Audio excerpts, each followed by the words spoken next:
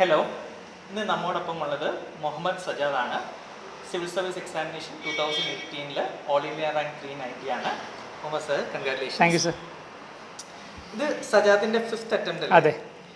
അപ്പം ഡെഫിനറ്റ്ലി ഒത്തിരി ups and downs ഈ ഒരു പ്രോസസ്സിൽ ഉണ്ടായിട്ടുണ്ട്. എല്ലാ സിവിൽ സർവീസ് ആസ്പിറൻസിൻ്റെയും ജീവിതത്തിൽ ഉണ്ടാവുന്ന ഒരു ഫേസാണ് ഈ ഒരു അപ്സ് ആൻഡ് ഡൗൺസ്. ഒരുപാട് എക്സ്ട്രീംലി ഗ്രേറ്റും ആണ്. അതെ.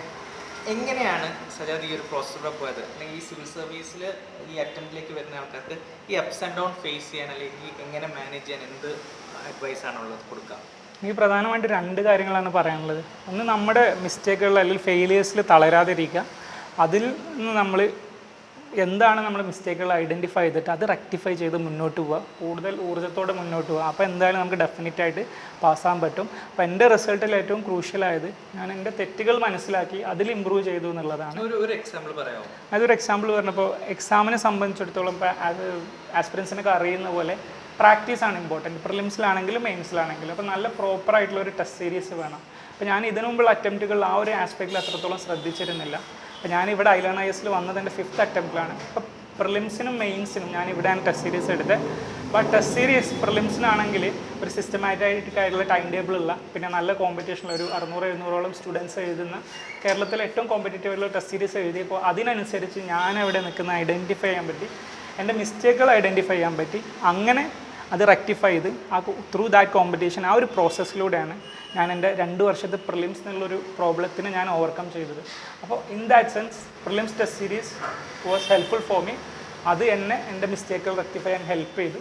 അതുപോലെ തന്നെ മെയിൻസ് ടെസ്റ്റ് സീരീസ് ഞാൻ ആദ്യമായിട്ട് എൻ്റെ 5 അറ്റംപ്റ്റുകളിൽ ഒരു proper standard mains test series എടുത്തതും.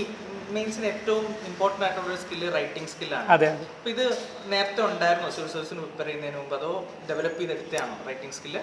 ഇല്ല, എനിക്ക് അങ്ങനെ നേരത്തെ ഒരു റൈറ്റിംഗ് സ്കില്ലോ അല്ലെങ്കിൽ അങ്ങനെ അധികം എഴുതിയിട്ടുള്ള പരിചയമൊന്നുമില്ല. ഞാൻ ഇതിനു മുമ്പ് 2 മെയിൻസ് ഫെയിലായതാണ്. അപ്പോൾ റൈറ്റിംഗ് സ്കില്ല് ഒരു ഇഷ്യൂ തന്നെ ആയിരുന്നു.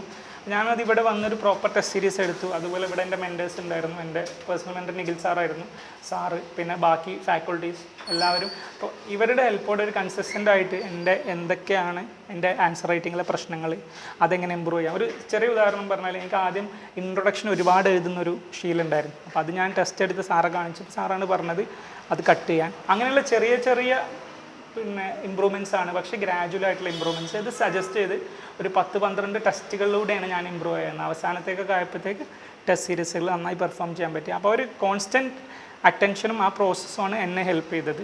അപ്പോൾ അതാണ് ഈ റിസൾട്ടിൽ ഒരു ടേണിംഗ് പോയിന്റ് ഞാൻ വിശ്വസിക്കുന്നു.